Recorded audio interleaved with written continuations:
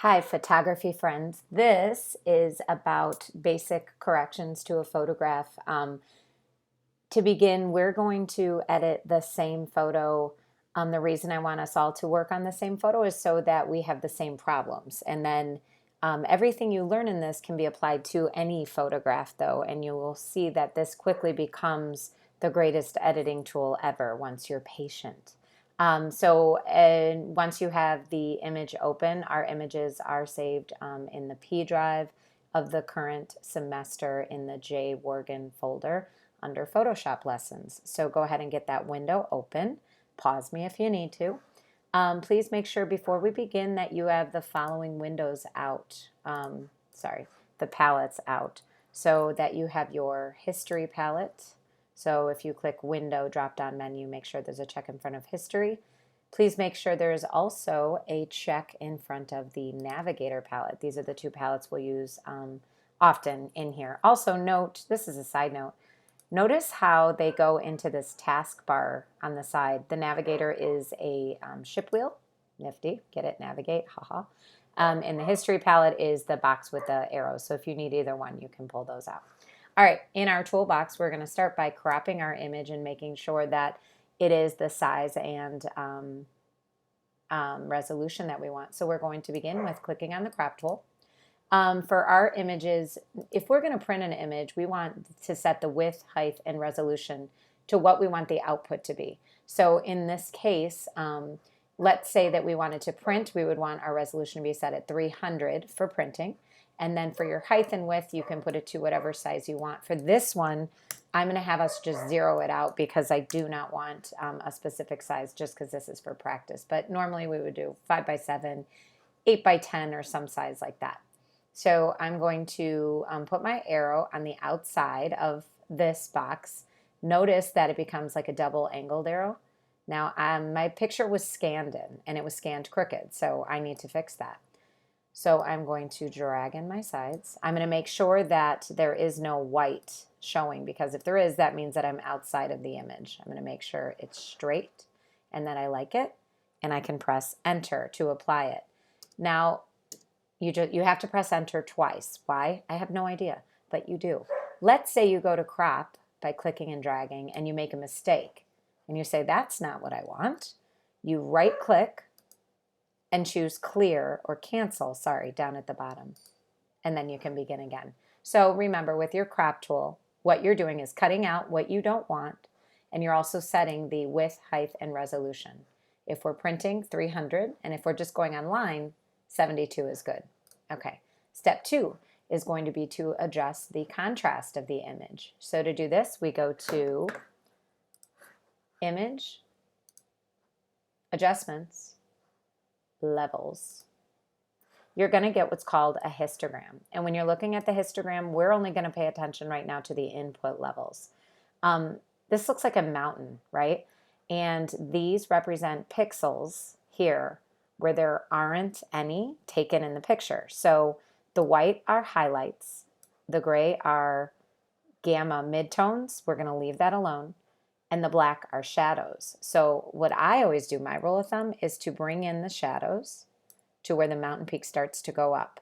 First on the left, then I'm going to look on the right and bring in the highlights to where, again, the mountain peak starts going up. See, if I overdo it, look what happens. Don't do that. So I'm going to just go to the first mountain range. I'm going to leave output alone. I'm going to hit OK. And you might be thinking, well, what did that do? Well, that's why we have that history palette out. To undo what you just did, click on the word above the current step you just did. So I'm going to click on crop. That's before, and that's after. See the difference? And as long as you like it, you keep it. If you don't like it, you undo it.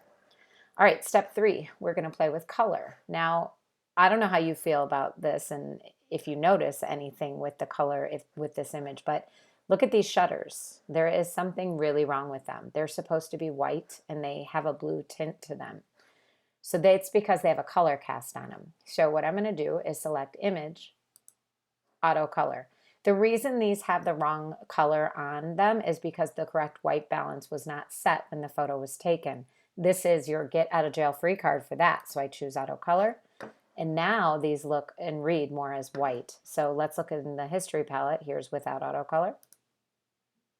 And that's with auto color. See, there's a significant difference. Also, notice that the window frame itself in the building, look at the red and the blue. They kind of have this sort of overall blue spill over them.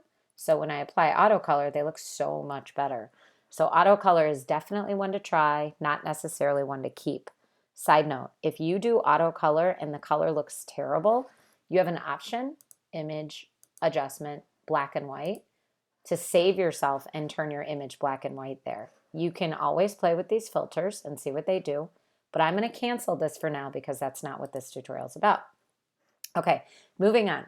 Next step, we are going to learn something called burning, dodging, and the sponge tool. So these are further color corrections, and the key with these is that they're not always necessary, but this is what makes you look like a professional. So we're going to start with the dodge tool. And you guys, Photoshop is made to do what the darkroom does. So like in the darkroom, if I'm dodging, what I'm doing is taking an area of my photo that is a little too dark and I'm brightening it up with some highlights. So to set my dodge tool, I have to go into my tool options bar. Remember, the tool options bar is specific to whatever tool you have selected in your toolbox. So right now I have the dodge tool. When we dodge, we're trying to make it brighter. So we have to make sure our range is on highlights. Our exposure, I like to do my exposure to begin at about 25% or so. It's just a nice number. It's not too much. So I'm going to dodge these curtains and I'm going to make them appear brighter. So I need to increase the size of my brush so that it's about, I like to make my brush the size of the area I'm dodging in. So I'm just going to click and drag just over the curtains. Click, drag, click, drag, just a couple times, just popping those highlights. So now look in my history, I'm going to check in my history palette. If I click auto color, that's before I dodged. Look at that area. And then that's after. Boom, huge difference. So it's worth it to try and dodge. Conversely, burning would be for an area that is, you guessed it, not too, that is too,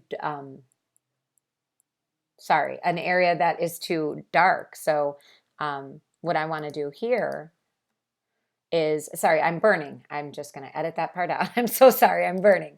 So when I'm burning, I want to take an area that's too bright and I want to bring out the shadows. So let's find an area here that is too bright. Also for the exposure, again, 25%. So this time I'm going to left bracket and I'm going to bring out some of the shadows in these shutters. So now I'm going to click and drag my brush once over the shutters. And you might think, well, what did that do? We'll go again in your history palette. Before I burned, after. This is really good to do on any part of a photograph that is textured, you know, like the stucco of this building, or again, making those shadows pop for more contrast. It really does make a difference. So try out burning. Just remember to have the range set up correctly and the exposure set up correctly. Finally, we are going to look at the sponge tool. The sponge tool is, there's two options when you're sponging. There's a desaturate and saturate. So tap into your chemistry knowledge here.